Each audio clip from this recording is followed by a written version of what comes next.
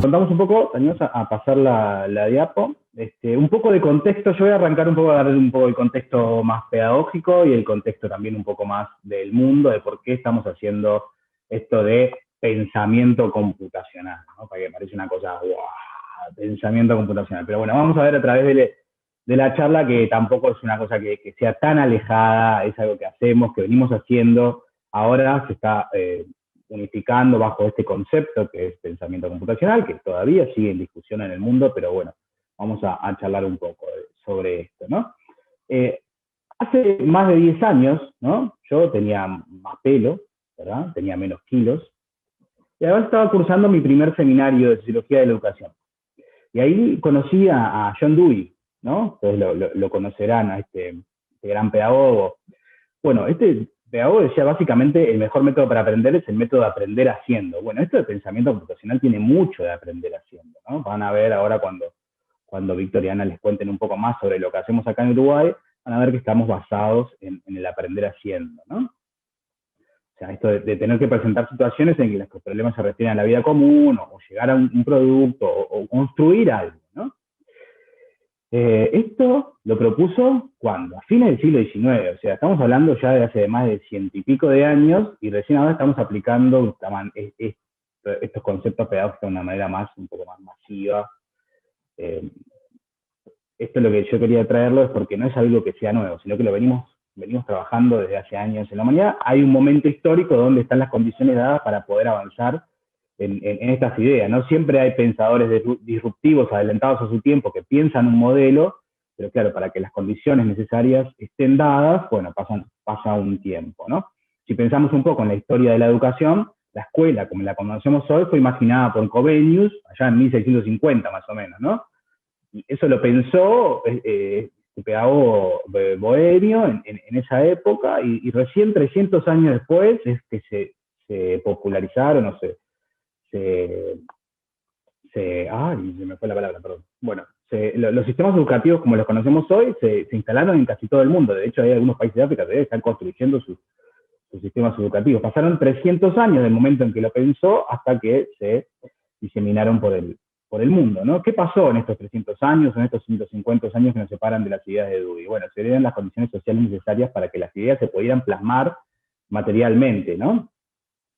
A fines del siglo XIX y principio del XX, las sociedades industriales precisaban ciudadanos que supieran leer y escribir, ¿no? Este cambio que estábamos viviendo a través de la revolución industrial hacía necesario que nuestros ciudadanos supieran leer y escribir para conseguir entender el mundo nuevo que nos estaban rodeando. Era un cambio abismal, ¿no? Entre las concepciones del mundo más tradicional al mundo que produjo la revolución industrial.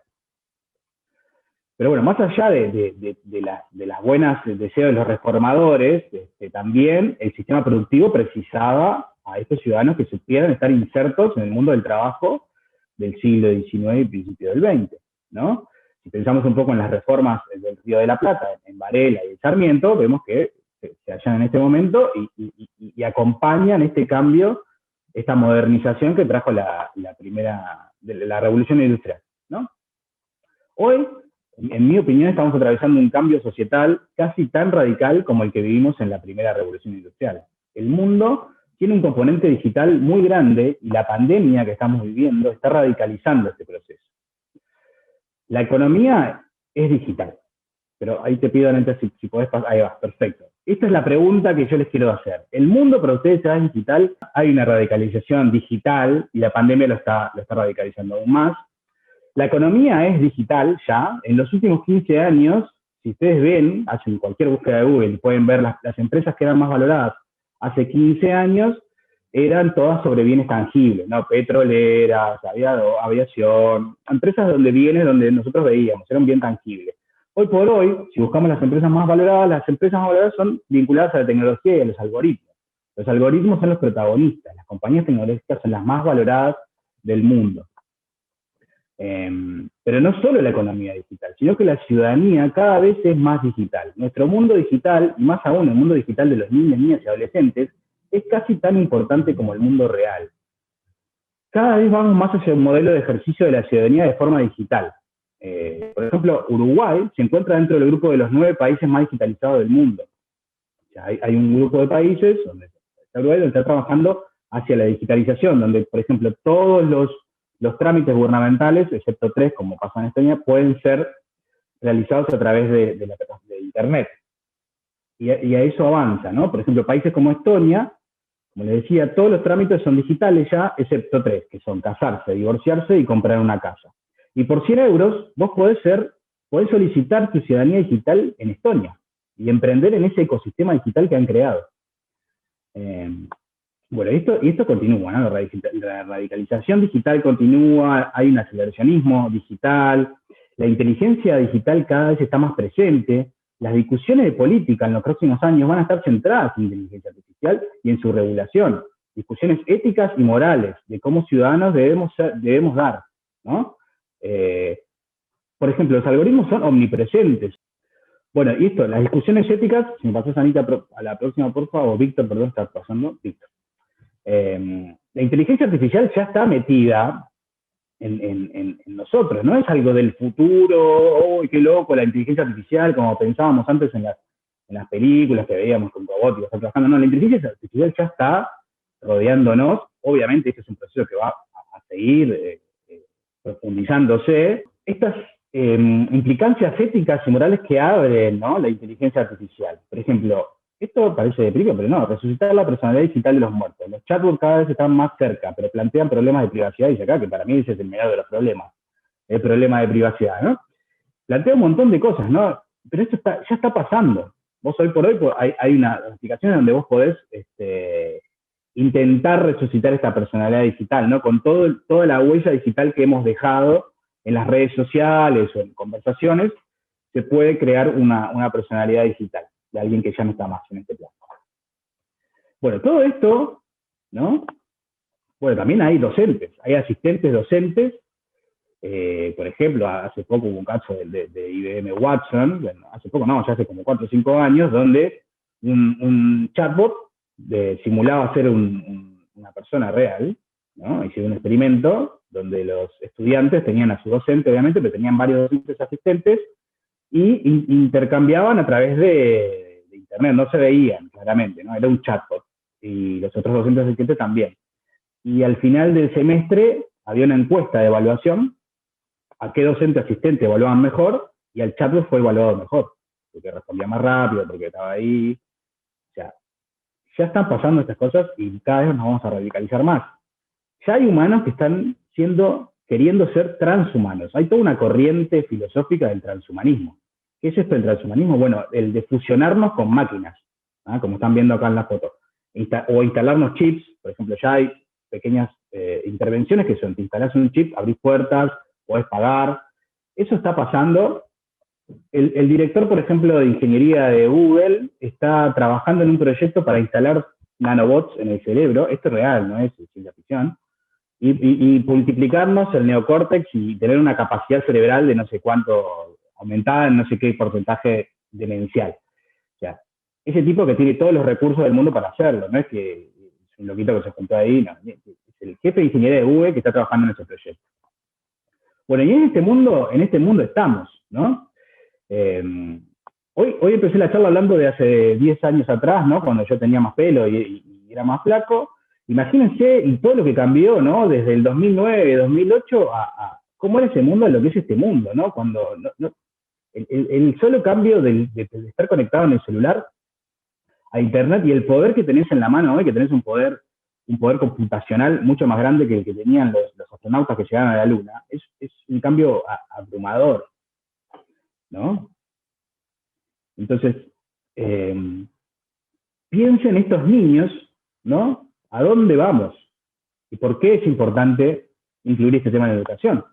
Porque estamos rodeados de este mundo, vamos más a radicalizarnos, precisamos ciudadanos digitales para este mundo digital, ¿no? Como les contaba hoy, de este mundo de la primera revolución industrial, donde necesitábamos a nuestros ciudadanos que comprendieran a leer y a escribir para entender el mundo. Bueno, para entender el mundo en el que estamos y en el que vamos, precisamos alfabetizarnos en pensamiento computacional, en ciencias de la computación, en entender algún lenguaje de código. Esto no quiere decir que todos seamos programadores, sino solamente comprender y estar alfabetizados en esto para entender el mundo. Y ahí le doy ¿Qué pasó? Bárbaro.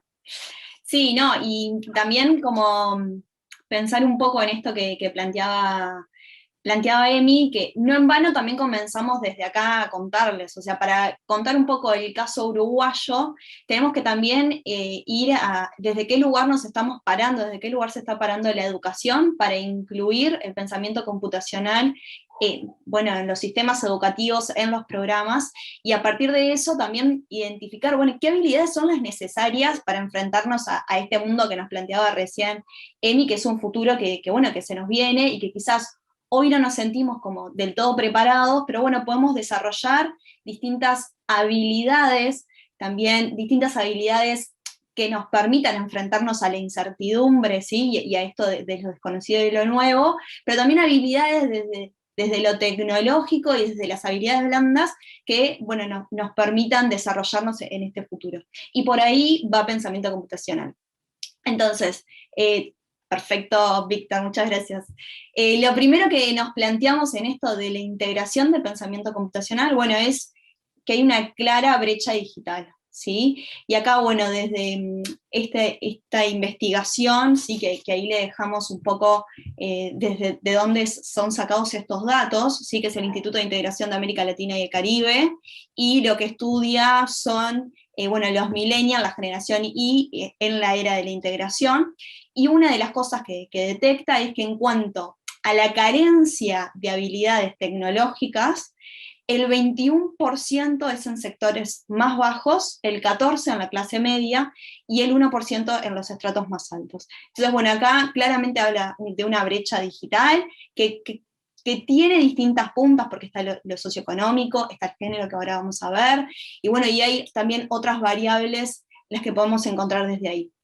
Desde esto también contarles que, bueno, que en Uruguay, claramente al contar con un proyecto, una organización como Plan Ceibal, hemos podido avanzar y dar sostenibilidad, digamos, en la educación, sobre todo en este tiempo de pandemia, pero como ustedes sabrán y lo habrán vivido, sobre todo el año pasado, la pandemia generó que todas las plataformas, los recursos, los sistemas estuvieran tensionados, porque claramente este mundo tecnológico quizás todavía no estaba preparado para toda la cantidad que somos. Entonces, bueno, eso también ha sido una oportunidad eh, para mejorar, para aprender, desde Ceibal hemos mejorado lo que proponemos, ¿sí? Y seguimos en ese continuo porque claramente día a día, bueno, van surgiendo problemas nuevos que tenemos que ir resolviendo, y también para repensar la brecha digital, que hay incluso los distintos tipos de brecha digital, porque quizás acá tenemos como más saldada la brecha de acceso, aunque todavía no el 100%, pero hacia eso queremos ir y nos dirigimos, pero también hay otros tipos de brechas, como bueno, dentro de lo digital, aquellas competencias adquiridas como esto que mencionábamos recién. Y pasamos a la siguiente, que le veníamos mencionando recién, también hay una brecha de género, ¿sí? En este estudio también, bueno, dentro de los graduados en informática, el 72% son varones y el 18% son mujeres, y del 65% de los encuestados, la mayor resistencia para incorporarse en empleos tecnológicos le presentaban las mujeres y los jóvenes con ingresos más bajos. Entonces también esto nos está hablando de, bueno, de cuál es la realidad ante esta situación. Esto ha hecho que, bueno, como decíamos recién, existan diferentes niveles de alfabetización digital, y acá también nos basamos en ese estudio que ven por ahí, que nosotros también hemos analizado un poco esta idea de, bueno, de pasar de consumidores o usuarios, ¿sí?, a ser prosumidores o productores o creadores de tecnología y de todo lo que, bueno, lo que el campo tan amplio que podemos expandir a partir de ella. Entonces, dentro de los niveles de alfabetización digital, este estudio lo hace en estudiantes de 14 a 17 años, en jóvenes, y bueno, y plantea que el 45% está en un nivel 1, que es abrir links, cortar, pegar, editar texto, ¿sí? A veces también tenemos que derribar nosotros mismos con esta idea de nativos digitales, que bueno, que quizás no es tan real. Un nivel 2, donde es trabajar colaborativamente, usar planillas, diferenciar entre la publicidad y contenido, hay un 35% de los jóvenes encuestados. un 17% en crear, transformar y compartir información, y recién un 3% entender el funcionamiento de una computadora. Entonces, esto claramente cuando uno entiende, puede pensar aplicaciones nuevas y puede resolver problemas, nos volvemos en creadores. Y esto es lo que nos está invitando a pensamiento computacional. Acá unos datos que queríamos compartir con ustedes, si te animás, Víctor, a pasar a la siguiente. Bueno, ¿qué ocurre con nuestros estudiantes, con los niños, niñas, jóvenes, y también con nosotros? Porque esto es a la población en general. Nosotros acá tenemos, bueno, estos datos todos los años, estos son los datos del 2020, ¿sí? Y nos propone, bueno, ¿qué ocurre en un minuto en Internet? ¿Sí? Les tiro algunos números que son bastante impactantes, esto es en el mundo claramente. En un minuto, 208.000 personas están en videoconferencia en Zoom, o estuvieron durante el 2020. Todos creo que nos sentimos identificados con esta situación. 147.000 fotos son subidas en Facebook, 347.000 historias se realizan en Instagram, 500 horas de video son subidas a YouTube, y 2.700 personas instalan TikTok, bueno, y muchas cosas más, estos son algunos. Entonces, esto también nos marca dónde estamos nosotros, pero lo más importante, dónde están nuestros estudiantes, y esto es lo que también moviliza la brecha digital, la brecha de género, estar en un mundo digital e identificar que, bueno, que nos involucramos cada vez más en este mundo digital, moviliza a los países a introducir el pensamiento computacional. Entonces, ¿cuáles son algunas de esas razones? La subrepresentación de las minorías étnicas y de género, ¿sí? La matrícula es baja con respecto a estas minorías, y también con respecto a género, sobre todo en las carreras universitarias relacionadas con la tecnología. La demanda del sistema socioproductivo, hay una demanda de empleo, ¿sí? Pero bueno, capaz no se están encontrando personas que puedan responder a esa demanda. El bajo interés, así como el punto 1, y la matrícula en carreras en el sector de TI y STEM. Un currículum obligatorio que prioriza las TIC en detrimento de la ciencia de la computación, y las brechas digitales que claramente fueron agudizadas en pandemia. Entonces, nosotros también viendo un poco esta situación, desde Ceibal nos involucramos, embarcamos en esta investigación, en el cual estaba como consultora la doctora Cecilia Martínez, que es de Córdoba. Bueno, el título de la investigación tiene que ver con la identificación y el análisis de proyectos de enseñanza de pensamiento computacional en educación media y primaria, ¿sí? Entonces, bueno, Cecilia lo que estuvo haciendo en esta investigación fue relevar en 10 países que introdujeron en la enseñanza el pensamiento computacional en sus sistemas educativos en los últimos 10 años, y en particular profundiza en 3 casos, ¿sí? En Finlandia, Inglaterra e Israel. Y bueno, este análisis permite ver en profundidad cómo lo van integrando el pensamiento computacional en las políticas educativas. Por ejemplo, algunos datos acá tenemos estos países, cómo han ido optando, ¿sí? Por integrar pensamiento computacional en la enseñanza. Entonces algunos lo integran desde una materia específica, y ahí vemos los países que lo han hecho, algunos de manera obligatoria y otros de manera optativa, y así también algunos otros países de manera más transversal, ¿sí? o integrado en las disciplinas. Y Cecilia, una de las cosas que menciona en esta investigación es que, bueno, que eso es una de las grandes dificultades, ¿no? La interdisciplinariedad, la integración en las propuestas con los contenidos curriculares que ya trabajamos. Y también otro gran desafío que se vio reflejado es la formación docente, ¿sí? Entonces, poder formar a nuestros docentes en lo que es pensamiento computacional para poder integrar. Doy paso a Edi, que nos va a contar en particular del caso uruguayo, ahora que pasamos del mundo a Uruguay.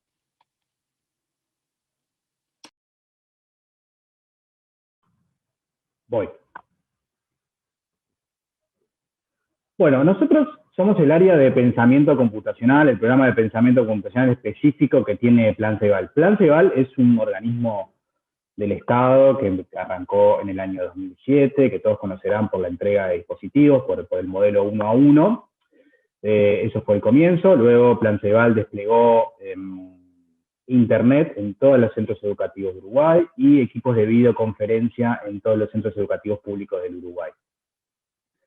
En este contexto partimos nosotros. Plan Ceibal tiene muchos programas educativos adentro, además de esta distribución de hardware, de computadoras o de soluciones de Internet. Nosotros somos uno de esos programas educativos. El pensamiento computacional es un concepto, pero también es un programa específico dentro de Plan Ceibal. Y nosotros somos los que trabajamos en este programa. Tenemos un modelo que trabaja a través de los equipos de videoconferencia que les contaba, ¿no? Que trabajamos con un docente remoto y un docente de aula, más los niños. ¿Cómo entendemos nosotros el pensamiento computacional? Bueno, para nosotros es una forma de resolver problemas que incluye análisis e implementación de abstracciones, usar, entender la lógica computacional para ampliar las posibilidades. No solo son habilidades digitales, son un conjunto de habilidades de pensamiento como algorítmica, diseño y pensamiento matemático que son vitales para resolver problemas usando una computadora, pensando con una computadora, a través de la lógica de la computadora y de la programación.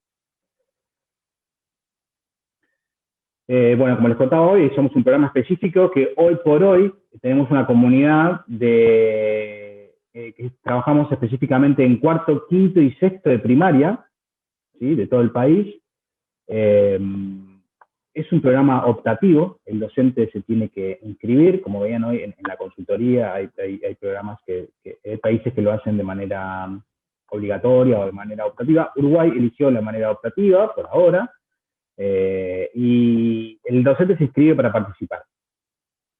Hoy por hoy, bueno, estamos también avanzando un poco, ¿no? Si bien este es nuestro público objetivo, cuarto, quinto y sexto de primaria, también estamos trabajando en un piloto en centros educativos privados y también estamos trabajando en un piloto en educación media, que es primer ciclo secundario o de secundario técnico, que va a salir ahora en mayo y ya tenemos más de 100 docentes inscritos para participar. Bueno, nosotros pensamos también el programa como una comunidad educativa. Nosotros, en realidad, el programa está construido de abajo hacia arriba. Son los docentes que se empoderan de estas herramientas que nosotros les proporcionamos y construyen el programa de pensamiento computacional y el trabajo en el aula en pensamiento computacional. El programa empezó con un piloto muy chiquitito, como ven ahí en la gráfica, en 2017, con 50 grupos. Se probó, se testeó, funcionó muy bien.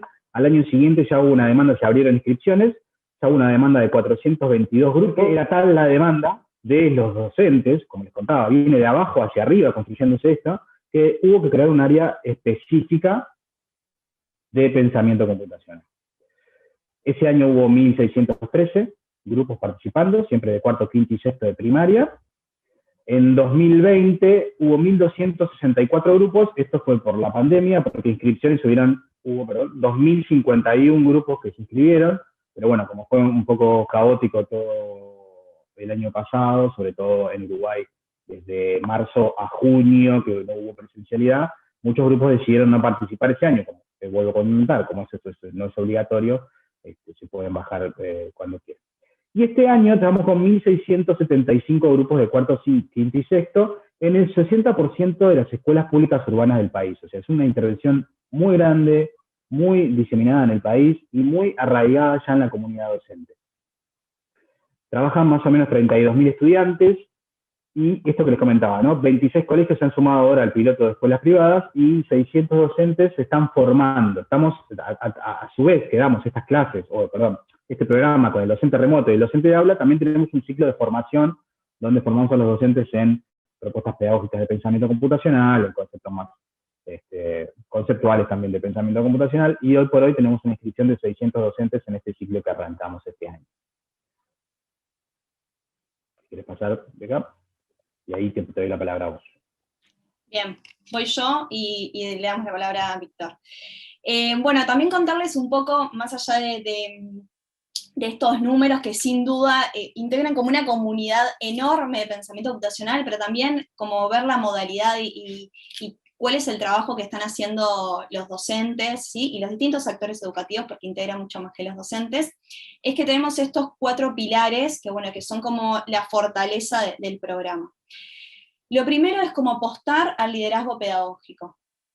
Entonces, bueno, desde ese lugar nosotros estamos convencidos de que acá el docente tiene que ser un docente activo, que codiseña junto a otros actores de la comunidad, y que son los docentes quienes construyen este programa. Entonces nosotros también vamos mejorando la propuesta año a año con la integración de la mirada del docente, de toda su expertise y su experiencia, su práctica con los estudiantes, cómo se va desarrollando el proyecto, y eso va haciendo que mejoremos. Incluso acá, como para tirarles algún dato, nosotros claramente en la pandemia fue como, bueno, algo que impactó a todo el Uruguay, y desde el proyecto de pensamiento computacional tuvimos que reinventarnos, y el año pasado fue un tiempo de reinvención, y este año en realidad en Uruguay se comenzaron en la primera semana con clases presenciales, pero al poco tiempo, a las pocas semanas ya comenzamos con la virtualidad, y esto implicó que ya como proyecto estuviéramos preparados también por eso, porque ya habíamos repensado nuestra propuesta de formación, de acompañamiento, de las propuestas pedagógicas, desde un modelo más híbrido, ¿sí? Y no tanto desde la presencialidad como quizás antes de la pandemia pensábamos los proyectos educativos. Después, otro punto súper importante, una de las cuatro patas, digamos, es las alianzas. Nosotros acá estamos dentro del Ministerio de Educación y Cultura del Uruguay, tenemos un organismo que es la ANEP, que es la Administración Nacional de Educación Pública, y con ellos trabajamos y llevamos adelante este proyecto. Después también con otros proyectos de Ceibal, porque Ceibal tiene varias propuestas y varios proyectos pedagógicos, entonces vamos integrando otros intereses bueno, otros proyectos con otras características que van sumando a la propuesta.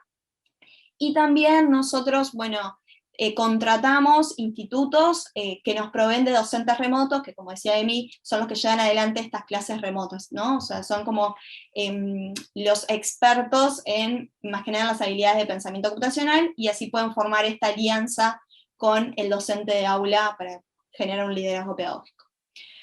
Por otro lado, tal como mencionaba Emi, ahora hay 600 personas en el primer curso que hemos lanzado. Tenemos cursos virtuales que desarrollamos en la plataforma que maneja todo Ceibal, que es la plataforma CREA de Schoology, y también ofrecemos talleres y webinars para docentes para ir acompañando.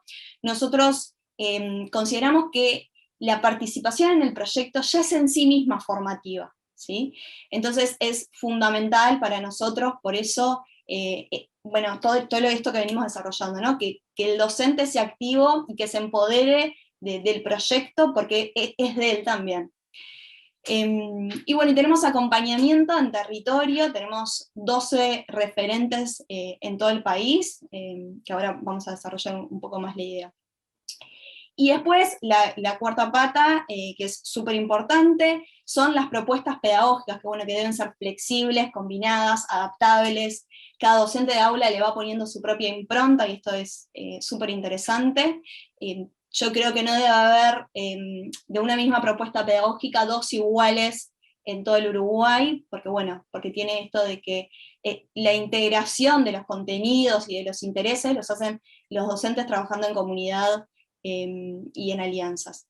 Y bueno, es un aprendizaje creativo y colaborativo, tanto para los estudiantes como para los docentes. Víctor, te pido que pases al siguiente. Perfecto. Y acá puntualizar en este punto de formación y acompañamiento. Como les decía, tenemos cursos virtuales que son tanto de las propuestas pedagógicas, que ahora nos va a contar un poco más Víctor, como también un curso introductorio al pensamiento computacional, y son tutoriados, ¿sí?, por el equipo de pensamiento computacional de Plan Ceibal, y esto también es lo que enriquece la propuesta.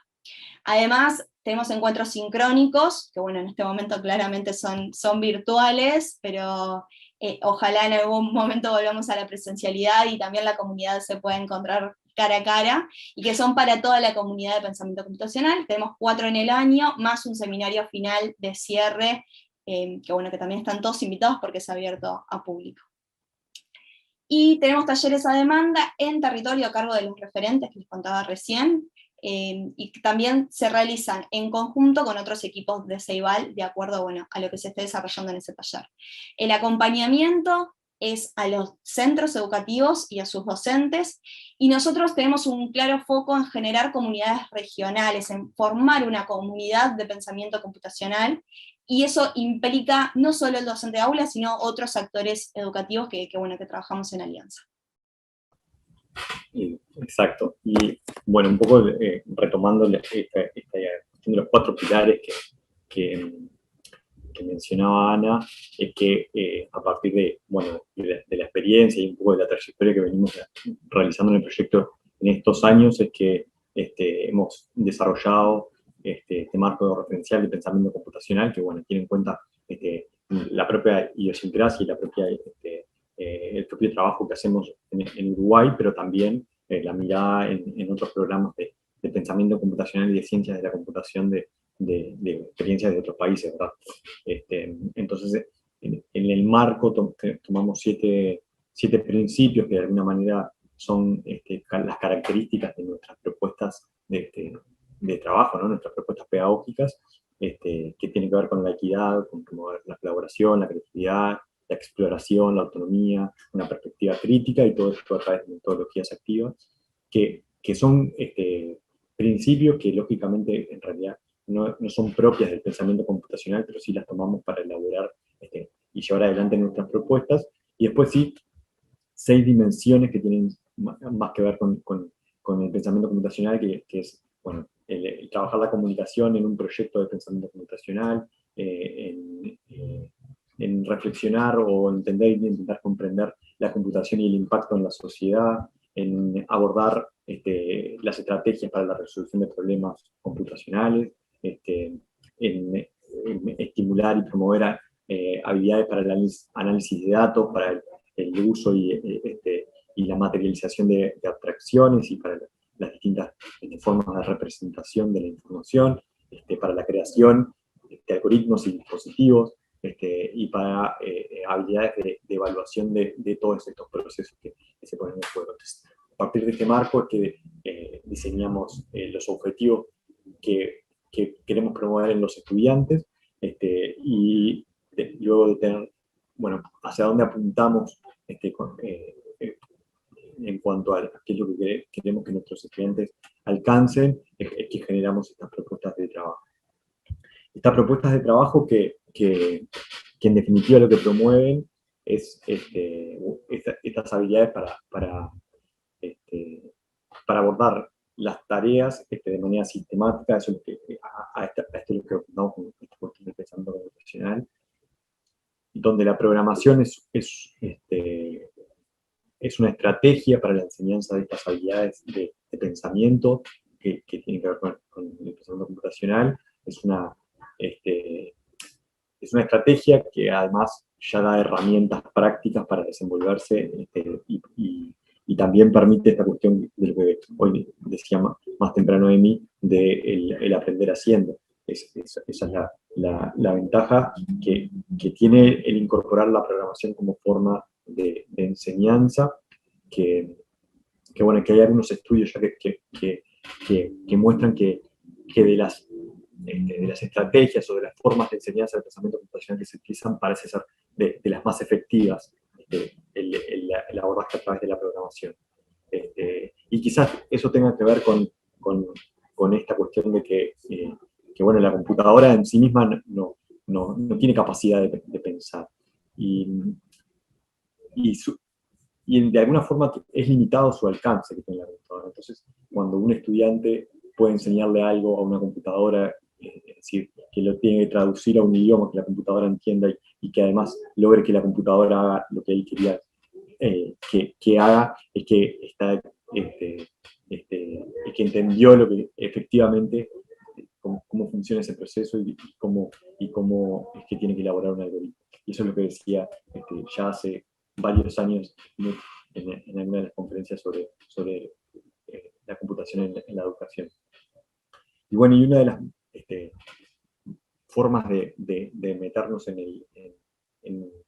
el aula y de enseñar esto tiene que ver con este proceso que ilustra un poco esta cuestión de pasar de ser usuarios a creadores de la tecnología, que es sí ser usuario, pero después empezar a modificar las cosas sobre las cuales soy usuario, y eso me permite crear procesos iterativos que tienen muchos componentes, pero que me dan una perspectiva más crítica para después también ser usuario con otra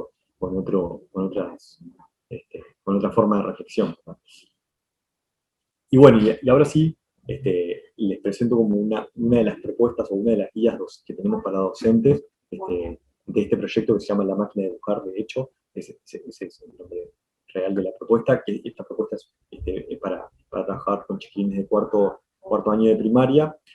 Y hoy, como le contábamos hoy, la propuesta de pensamiento computacional para primaria, que es donde tenemos la mayoría de los estudiantes que trabajamos, es una propuesta integrada, o sea que además de trabajar los conceptos y las prácticas de pensamiento computacional, se busca incorporar contenidos curriculares de otras disciplinas que trabaja ya la docente en el aula. Entonces, en estos proyectos son como estructuras y marcos sobre los cuales construir y pensar otras posibilidades también de implementar cosas nuevas, ¿no? Entonces, en modo esquemático, hacemos como una síntesis de todo el recorrido del proyecto que tiene que ver con la materialización de algún dispositivo tecnológico, digamos, o la programación de algún dispositivo tecnológico.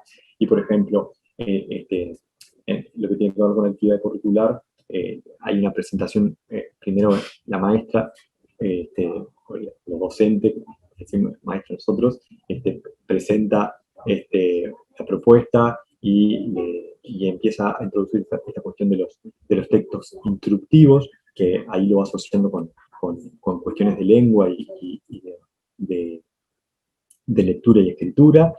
Y cuando llega el momento de pensamiento computacional, digamos que es a través de este docente remoto que hace una videoconferencia, empiezan con la escritura de algoritmos, y hay un acercamiento a la noción de algoritmo a través de los algoritmos en la vida cotidiana, por ejemplo, para hacer un avión de papel, o cepillar los dientes, o ponerme los zapatos, y bueno, ahí a través de actividades lúdicas, que ahora también les voy a mostrar un poco más, se va de forma intuitiva poniendo en juego estos conceptos, y bueno, después el siguiente paso en la siguiente etapa tiene que ver con la problematización de la escritura de las instrucciones, por qué es tan difícil poner instrucciones que sean precisas para lograr que el objetivo se cumpla, y por qué la computadora, si yo hablo cualquier lenguaje, no lo entiende, y tengo que hablar específicamente el lenguaje de la computadora. Y así vamos avanzando en distintas etapas que de alguna manera van yendo hacia el producto final. Y de forma integrada los contenidos curriculares y los elementos de pensamiento computacional. En eso, la dupla que se forma, o incluso que el liderazgo pedagógico sea compartido con los distintos actores que forman parte de la propuesta, es clave para la apropiación y para la adecuación de cada una de las propuestas. Yendo como un poco un nivel más bajo de detalle, digamos, quería contarles un poco de que en esta propuesta, que se trata de programar una máquina de dibujar capaz de dibujar figuras geométricas, se ponen en juego, bueno, prácticas que tienen que ver con descomponer, planificar, abstraer, modularizar, probar y depurar, reutilizar y reinventar, y también conceptos de la programación como algoritmos, programas, instrucciones, eventos, repeticiones, y que de a poco se van conceptualizando y formalizando, pero que siempre se trabaja a partir de lo intuitivo y de los ejemplos de la vida cotidiana, y de ir construyendo e ir haciendo a partir de estos elementos. Y acá les quería mostrar un poco una actividad en concreto, ¿no? Las actividades de aula las lleva adelante la docente del grupo. Entonces, por ejemplo, si se busca poner de manifiesto las dificultades para escribir instrucciones, para buscar un resultado particular, se puede jugar a un juego de que los chiquilines los niños o niñas puedan hacer que la maestra realice determinada tarea, o darle instrucciones para que recorra la clase el aula de determinada forma, y ahí se van a ir encontrando con las diferentes dificultades, que si yo digo una cosa y no pensé en qué es lo que va a entender el otro, puedo hacer que, o no voy a lograr que el resultado sea el indicado. Ahí, bueno, ahí les mostramos un ejemplo de qué difícil que puede ser explicarle a alguien o darle las instrucciones para que se lave correctamente los dientes sin tener, bueno, que algo que yo hago naturalmente y que hago casi que automático, si yo le quiero enseñar a otra persona que no sabe porque nunca lo vio, hay un montón de cosas que tengo que explicitar que a priori no se me habían ocurrido, como por ejemplo que antes de empezar a mover el cepillo y que debería indicarle de en qué dirección debería ponerle la pasta, pero antes de ponerle la pasta tendría que abrir la pasta, y antes de poner la pasta al cepillo tengo que indicar en dónde voy a poner la pasta, etcétera, etcétera, etcétera. Y asociado a esa actividad, que claramente no tiene ningún elemento conceptual, no tiene nada técnico que sea necesario como para trabajar ese tema, entonces la docente que no necesariamente tiene formación en tecnología o en programación o en programación, la puede llevar adelante. Asociado a eso, sí después va a una clase donde se formaliza un poco estos elementos, entonces por ejemplo, se usa algún tipo de código o de símbolos para algún elemento. Por ejemplo, podemos dibujar con flechas, entonces a partir de una cuadrícula y con flechas podemos ir diciendo cuándo dibujar y cuándo no dibujar, y hacer un dibujo simple con ese código, y eso favorece la comunicación porque ya tengo un lenguaje en común con el cual expresárselo, y bueno, y eso se va complejizando para que eso se entienda que en definitiva es eso la programación, y a eso apuntamos cuando vamos a enseñarle a la computadora a hacer algo con un código. Esto era bueno, un ejemplo de propuesta de trabajo, de guía docente, de propuesta pedagógica, como decimos nosotros, que no se entiende sin estos otros 4 pilares del programa que les contábamos antes, porque son elementos clave que en definitiva configuran toda la comunidad educativa de pensamiento computacional y más la comunidad educativa general, que hace que la propuesta pueda ser construida por los propios docentes y que se vaya enriqueciendo en la práctica y que vaya teniendo nuevas incorporaciones y variantes y modalidades dependiendo de la situación. Por ejemplo, en contexto de pandemia, como esto se va modificando y aparecen producciones, digamos, con determinadas características que son propias de este momento. Y bueno, y creo que un poco para terminar y ejemplificar quizá en productos un poco de qué se trata el programa de pensamiento computacional. ¡Ey! ¡Arrancó un nuevo año de pensamiento computacional! Pensamiento computacional, bien, ¿qué más? Pero pará, Lu, yo no sé qué es pensamiento computacional. ¿Me lo podés explicar en 10 segundos? Sí, claro. Pensamiento computacional es una forma de pensar que nos permite resolver problemas y que involucra algoritmos, reconocimiento de patrones, abstracción... No, pará, no puedo explicarte qué es pensamiento computacional en 10 segundos. Pero si querés te puedo mostrar algo de lo que hicimos el año pasado. Dale.